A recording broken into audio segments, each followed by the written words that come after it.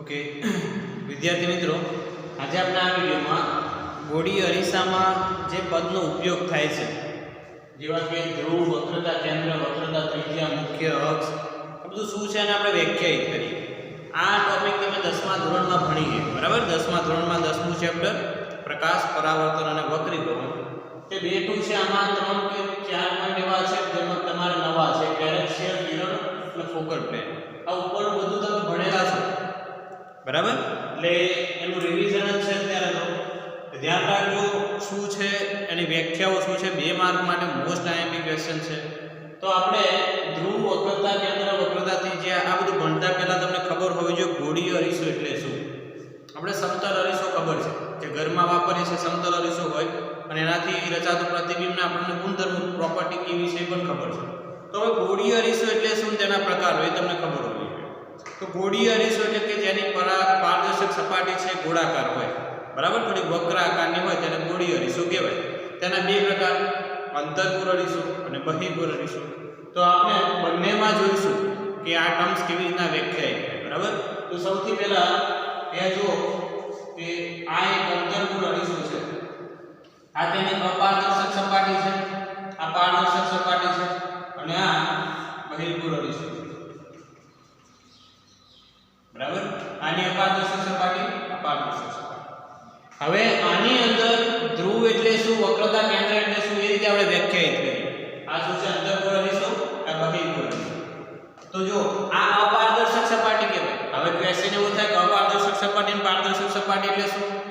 તો હવે આપણે અરીસો ઘરમાં વાપરીએ છીએ, તો અરીસાની સામે ઊભા રહો તમે તો તમારો ફેસ અંદર દેખાય, તમારું પ્રતિબિંબ દેખાય. તો જે બાજુ તમારો ફેસ દેખાય છે તેને પારદર્શક સપાટી કહેવાય. અને એની પાછળ ઊભા રહો તો કોઈ તમારું પ્રતિબિંબ દેખાશે નહીં, તો એ અપારદર્શક સપાટી છે, જેમ પોલિશ કરેલી હોય, બરાબર? એટલે આ અપારદર્શક સપાટી છે, આ પારદર્શક સપાટી છે. તો હવે આપણે 1 બાય 1 બધું ડિફાઇન કરીએ. ધ્રુવ, વક્રતા કેન્દ્ર, વક્રતા ત્રિજ્યા, મુખ્ય અક્ષ, બરાબર છે? તો જુઓ, આ જે પારદર્શક સપાટી છે તેનું મધ્ય બિંદુને ધ્રુવ કહે છે. શું હતું? જે પારદર્શક સપાટી છે તેના મધ્ય બિંદુને ધ્રુવ કહે છે. એટલે અહીંયા પણ P, અને એને P વડે દર્શાવાય. P કેમ દર્શાવાય કે ઇંગ્લિશમાં ધ્રુવને પોલ કહેવાય, એટલે એને P વડે દર્શાવાય. એટલે P શું છે? ધ્રુવ. એને વ્યાખ્યાયિત કરીએ કે પારદર્શક સપાટીના મધ્ય બિંદુને, પારદર્શક સપાટીના મધ્ય બિંદુને અરીસાનું ધ્રુવ કહે છે.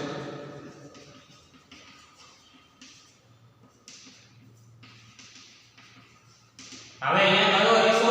ગોળીય અરીસો. ભલે અહીંયા નથી લખ્યું પણ તમારે યાદ રાખવાનું ગોળીય અરીસાની વાત કરવાના છે આપણે, બરાબર? અહીંયા કોઈ સમતલ અરીસો આવવાનો નથી. એટલે અહીંયા આ P શું છે? ધ્રુવ. P એટલે પોલ, જેને ગુજરાતીમાં ધ્રુવ કહેવાય. તેની વ્યાખ્યા શું થઈ કે પારદર્શક સપાટીના મધ્ય બિંદુને ધ્રુવ કહે છે, જેને P વડે દર્શાવે. હવે આ ગોળીય અરીસો કેવી રીતના બનાવવામાં આવે? કોઈ ગોળામાંથી જ બનાવવામાં આવે. તમે વિચારો કે આ એક ગોળાનો જ ભાગ છે. કેવી રીતે? જો આમાં જો બહિર્ગોળ અરીસો આ રીતે ગોળો બને, તેવી જ રીતે આ ગોળામાંથી જો આટલું કટ કરી દો એટલે આ બને. એટલે આ જે ગોળીય અરીસા છે તે ગોળાનો જ ભાગ છે. અને ગોળાને કેન્દ્ર હોય તો જે ગોળાનો કેન્દ્ર છે તેને આ અરીસાનું વક્રતા કેન્દ્ર કહેવાય, બરાબર? એને આપણે વ્યાખ્યાયિત કરીએ કેવી રીતના? આ એક ગોળાનો જ ભાગ છે, તે ગોળાનું એક કેન્દ્ર હશે જેને આપણે C વડે દર્શાવીએ. તો જે C છે તેને વક્રતા કેન્દ્ર કહેવાય. આ પહેલી ટર્મ થઈ ગઈ. બીજી ટર્મ શું છે? C, તેને વક્રતા કેન્દ્ર. તો અરીસો છે ગોળાનો જ ભાગ છે અને તે ગોળાના કેન્દ્રને અરીસાનું વક્રતા કેન્દ્ર કહે છે. ગોળીય અરીસો એ એક ગોળાનો ભાગ છે. તે ગોળાના કેન્દ્રને અરીસાનું વક્રતા કેન્દ્ર કહે છે. એને C વડે દર્શાવાય. C4 શું છે ઇંગ્લિશમાં નામ? Centre of the curvature. એટલે એને C વડે દર્શાવવામાં આવે છે, બરાબર? હવે ત્રીજી ટર્મ કે વક્રતા કેન્દ્ર અને પોલ આ બંને વચ્ચેના અંતરને વક્રતા ત્રિજ્યા કહે છે. શું કહેવાય? વક્રતા ત્રિજ્યા, અને r વડે દર્શાવાય. કેમ r? કે ઇંગ્લિશમાં એનું નામ છે રેડિયસ ઓફ ધી કર્વેચર. એટલે ત્રીજું છે r, એને કહેવાય વક્રતા ત્રિજ્યા. આને વ્યાખ્યાયિત કેવી રીતના કરાય કે c અને p વચ્ચેના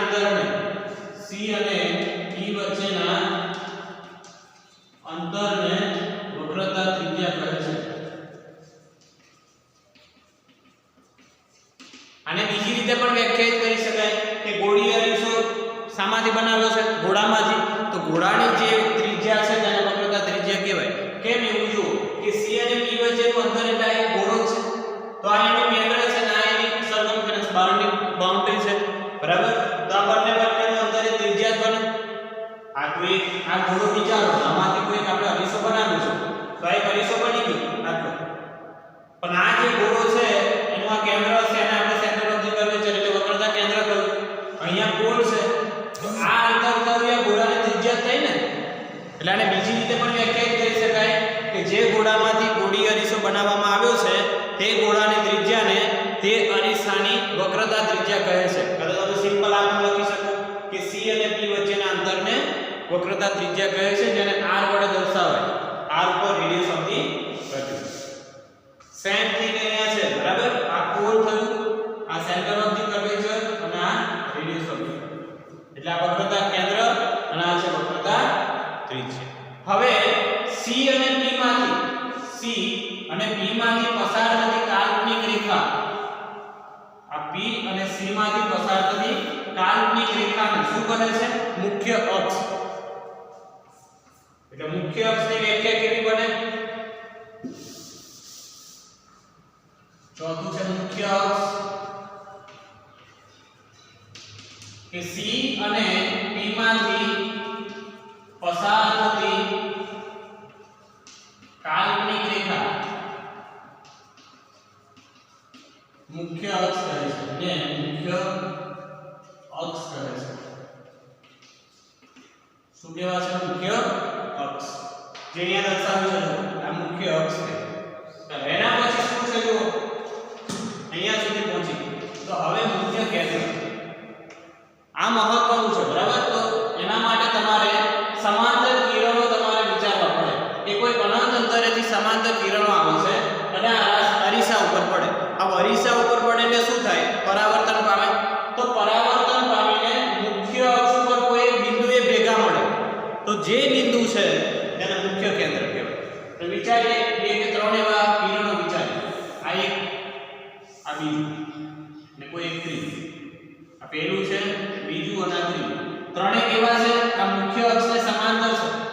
તો પહેલું કિરણ અહીંયાથી પરાવર્તિત પામીને આ રીતે જશે, બીજું કિરણ પણ પરાવર્તિત પામીને આ રીતે, ત્રીજું આ રીતે. તો આ ત્રણેય કિરણો પરાવર્તન પામીને કોઈ એક બિંદુમાંથી પસાર થાય છે. એ બિંદુ ક્યાં છે? મુખ્ય અક્ષ ઉપર. તો આ બિંદુને શું કહેવાશે? મુખ્ય કેન્દ્ર કહેવાય. બરાબર? એની વ્યાખ્યા કેવી બને કે જ્યારે સમાંતર કિરણો આ બંને માટે જુદા જુદા વ્યાખ્યા મળશે. બરાબર? અંતર્ગોળ અરીસો, બહિર્ગોળ અરીસો. તો જ્યારે સમાંતર કિરણો અંતર્ગોળ અરીસા ઉપર પડીને પરાવર્તન પામીને મુખ્ય અક્ષ ઉપર કોઈ એક બિંદુએ ભેગા બને છે તો આ જે બિંદુ છે તેને શું કહેવાશે? મુખ્ય કેન્દ્ર. આમાં કેવું કરશે? જો કે સમાંતર કિરણો આ રીતે આવશે. આપણે અહીંયા પણ ત્રણ જ કિરણ વિચારીએ, 1 2 અને 3. બરાબર? આ રીતે પરાવર્તન પામે. તો જો આને બેક સાઈડને એક્સટેન્ડ કરો એ જ રીતે આને વિચારો કે આ પરાવર્તન પામે, એ જ રીતે આ પણ પરાવર્તન પામશે. તો જ્યારે અહીંયાથી જોવામાં આવે, જો આ પહેલું કિરણ ક્યાં ગયું? આ બીજું અને આ ત્રીજું. આ ત્રણેય કિરણોને અહીંયાથી જુઓ ને તો કેવું દેખાય કે આ બિંદુએથી આવે છે. આ અરીસાની આ બાજુ છે પણ આ બિંદુએથી આવે છે તેવું દેખાય. અહીંયા અરીસાથી તો પરાવર્તન પામી ગયા પણ અહીંયાથી જોવામાં આવે તો આ ત્રણેય કિરણો કોઈ એક બિંદુમાંથી આવતા હોય તેવું દેખાય. અહીંયા તો આભાસ થાય છે તમને કે કોઈ એક બિંદુમાંથી આવે છે ત્યારે એ ખરેખર ભેગા મળે છે. બરાબર? તો આ જે બિંદુ છે કે જેમાંથી કિરણો આવતા હોય તેવું દેખાય તે બિંદુને આ બહિર્ગોળ અરીસાનું મુખ્ય કેન્દ્ર કહે છે. બરાબર? તેને F વડે દર્શાવાય. ઇંગ્લિશમાં કહેવાય છે પ્રિન્સિપલ ફોકસ, એટલે એને F વડે ડિનોટ કરવામાં આવ્યું છે. હવે એની વ્યાખ્યા લખી દઈએ. મુખ્ય કેન્દ્ર એટલે શું?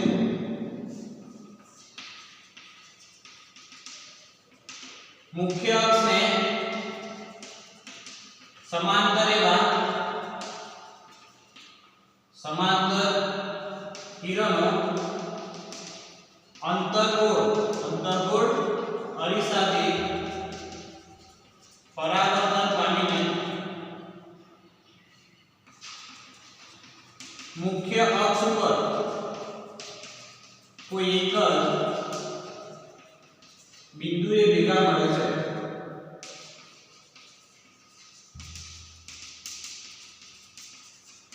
જેને અરીસાનું મુખ્ય કેન્દ્ર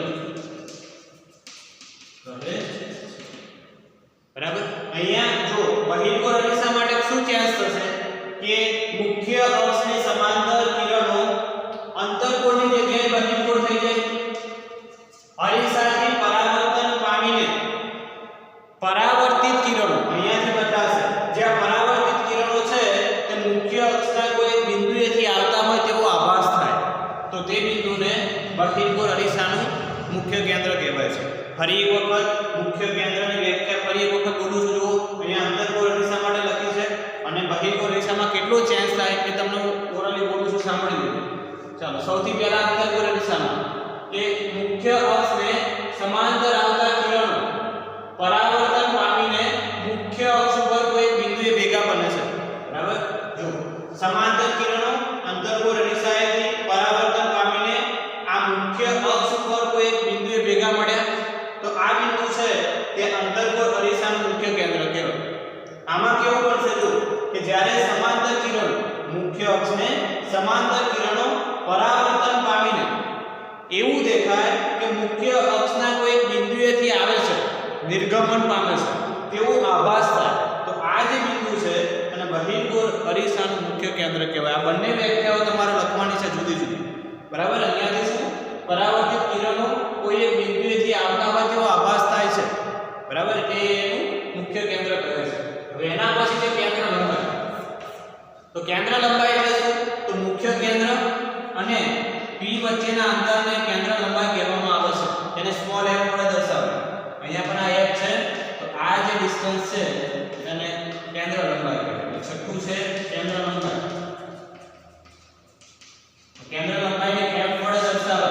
સ્મોલ f અને કેપિટલ F માં જોજો આ પ્રિન્સિપલ ફોકસ એટલે આ મુખ્ય કેન્દ્ર કેપિટલ F. સ્મોલ f એટલે ફોકલ લેન્થ અને કેન્દ્ર લંબાઈ કહેવાય. બરાબર. તો એ વ્યાખ્યા કેવી પડશે કે મુખ્ય કેન્દ્ર F અને પોલ એટલે ધ્રુવ P વચ્ચેના અંતરને અરીસાની કેન્દ્ર લંબાઈ કહે છે. જેને સ્મોલ f દર્શાવે. બરાબર. એટલે આ આટલી વ્યાખ્યાઓ પૂરી થઈ. એના પછી પેરાક્સિયલ કિરણો અને ફોકલ પ્લેન એટલે શું? આ બે મહત્વનું છે તમારા માટે નવું છે. તો આપણે એક અંતર્ગોળ અરીસા માટે જોઈ લઈએ. આ એક અંતર્ગોળ અરીસો છે. આ ધ્રુવ, આ પારદર્શક સપાટી, આ C છે એટલે વક્રતા કેન્દ્ર, આ મુખ્ય અક્ષ. તો ધ્રુવ પાસે ધ્રુવથી ઘણી નજીક અને આને સમાંતર ના હોય, મુખ્ય અક્ષને સમાંતર ના હોય તેવા કિરણો અને ધ્રુવની નજીક, જેથી કરીને મુખ્ય અક્ષ સાથે બનાવતો ખૂણો કેવો હોય? ઘણો ઓછો હોય. તો એવા કિરણોને પેરાક્સિયલ કિરણો કહે છે. બરાબર. આ ધ્રુવથી ઘણા નજીક હોય. એવું નથી કે અહીંયા જ હોય, અહીંયા પણ હોય પણ ધ્રુવથી નજીક હોય. બરાબર. તો આ જે મુખ્ય અક્ષ સાથે બનાવતો ખૂણો ઘણો નાનો હશે. જેટલા નજીક હશે એટલો ખૂણો નાનો બને. તો આવા જે કિરણો છે તેને પેરાક્સિયલ કિરણો કહે છે. હવે એટલે એની વ્યાખ્યા કેવી થાય કે મુખ્ય અક્ષને સમાંતર ના હોય અને ધ્રુવની નજીક આપાત થતા અને મુખ્ય અક્ષ સાથે ઘણો નાનો ખૂણો બનાવતા કિરણોને પેરાક્સિયલ કિરણો કહે છે. આપણે એની વ્યાખ્યા લખી દઈએ.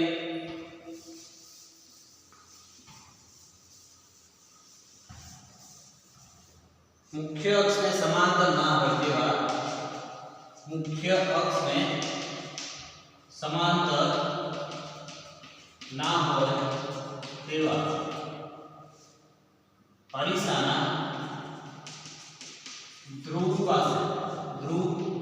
પાસે આપાત થતા અને મુખ્ય અક્ષ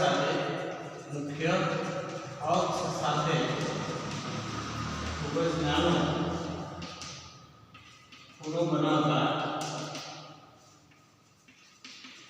કિરણોને પેરેક્સિયલ કિરણો કહે છે. આ પેરેક્સિયલ કિરણો છે. એક કિરણ અહીંયાથી આવતો આ રીતે પડે, બરાબર, બીજી કિરણ પણ P ની નજીક હોય, બરાબર, એટલે પેરેક્સિયલ કિરણો કહે છે. હવે છેલ્લી વ્યાખ્યા કે ફોકલ પ્લેન એટલે શું? તો જ્યારે આવા પેરેક્સિયલ કિરણો હોય ને ત્યારે કોઈ એક બિંદુમાં ના મળે કે જે મુખ્ય અક્ષ ઉપર હોય. આપણે હમણાં જ જોયું આ પોલ એટલે ધ્રુવ સેન્ટર ઓફ ધ કર્વેચર એટલે વક્રતા કેન્દ્ર. જ્યારે સમાંતર કિરણો આવે કોઈ એક બિંદુ ઉપર પડે અને એ બિંદુ ક્યાં હોય? મુખ્ય અક્ષ ઉપર. પણ જ્યારે પેરેક્સિયલ કિરણો આવે ત્યારે કેવી રીતના બને જો? અને હંમેશા યાદ રાખવાનું વક્રતા કેન્દ્રમાંથી દોરેલો લંબ એ આ સપાટીને લંબ જ હોય. અહીંયાથી કોઈ પણ રેખા દોરો રેખાખંડ તો આ છે આ સપાટીને લંબ બને. એ ગમે ત્યાં દોરો, અહીંયા દોરો કે અહીંયા. તો અહીંયા વિચારો કે એક કિરણ અહીંયા પડે છે. આ એક આપાત કિરણ આવ્યું. આ સપાટીને દોરેલ લંબ છે, આ કિરણ નથી. એના આપણે કોઈ બીજા કલરથી દર્શાવું છું. આ સપાટીને દોરેલ લંબ, આ કોઈ એક આપાત કિરણ હોય જે સપાટીને દોરેલ લંબ સાથે થીટા જેવો ખૂણો બનાવે. તો આ રીતે જાય. અહીંયા શું હશે? પ્રિન્સિપલ ફોકસ એટલે મુખ્ય કેન્દ્ર. એક બીજું કિરણ વિચારો કે જે આ રીતે P આગળ પડે છે તે ખૂણો બનાવે થીટા. તો આ રીતે પરાવર્તન કરે. હવે અહીંયા F આગળ કોઈ એવું સમતલ વિચારો. આ કોઈ એક સમતલ છે. તો જો આ બિંદુ ક્યાં આવ્યું છે? આ સમતલમાં આવ્યું છે. આ એક સમતલ બન્યું જે ક્યાંથી પસાર થાય છે? મુખ્ય કેન્દ્રમાંથી. તો જે આ પેરેક્સિયલ કિરણો આવે છે તે પરાવર્તન પામીને કોઈ એક બિંદુએ ભેગા બને છે. પણ આ બિંદુ ક્યાં છે? કે જે સમતલમાં છે, જે સમતલ મુખ્ય કેન્દ્રમાંથી પસાર થાય છે. તેથી તેને ફોકલ પ્લેન કહેવામાં આવે છે. બરાબર? તેની વ્યાખ્યા કેવી બનશે? ફોકલ પ્લેનની વ્યાખ્યા કેવી બને? કે જ્યારે પેરેક્સિયલ કિરણો અરીસા ઉપર આપાત થઈને પરાવર્તન પામીને કોઈ એક બિંદુએ બને છે, કોઈ એક બિંદુએ ભેગા મળે છે, જે બિંદુ મુખ્ય કેન્દ્રમાંથી પસાર થતા સમતલમાં આવેલું છે, જે સમતલને ફોકલ પ્લેન કહે છે. તેની વ્યાખ્યા લખીએ કે પેરેક્સિયલ કિરણો પરાવર્તન પામીને કોઈ એક બિંદુએ ભેગા મળે છે, જે બિંદુ મુખ્ય અક્ષમાંથી, મુખ્ય કેન્દ્રમાંથી પસાર થતા સમતલમાં આવેલું છે, જેને ફોકલ પ્લેન કહે છે. ઓકે, તો જો આ પેરેક્સિયલ કિરણો આવ્યા, કોઈ એક બિંદુએ ભેગા બન્યા, જે ભેગા બને એ બિંદુ છે એ કોઈ એક સમતલમાં આવેલું છે, જે સમતલ મુખ્ય કેન્દ્રમાંથી પસાર થાય છે. એટલે આ સમતલને શું કહેવાય છે? Focal plane. ફોકલ પ્લેન કહે છે. તો આ વ્યાખ્યાઓ મોસ્ટ ઇમ્પોર્ટન્ટ છે. બરાબર? હવે આના પછીની વિડિયોમાં આપણે શું કરીશું કે સંજ્ઞા પદ્ધતિનો કેવી રીતના ઉપયોગ થાય છે તે જોઈશું. પણ એની પહેલા તમને ખબર હોવી જોઈએ કે પ્રતિબિંબ કેવી રીતના રચાય. બરાબર? વસ્તુ અંદર કેવી રીતના મપાય, પ્રતિબિંબ અંદર કેવી રીતના મપાય અને પ્રતિબિંબ કેવી રીતના શોધી શકાય. તમને વસ્તુ આપેલી હોય તો એના પરથી તમે પ્રતિબિંબ કેવી રીતના શોધી શકો તેનો આપણે નેક્સ્ટ વિડિયોમાં ડિસ્કશન કરીશું. ઓકે, તો અહીંયા સ્ટોપ કરીએ છીએ.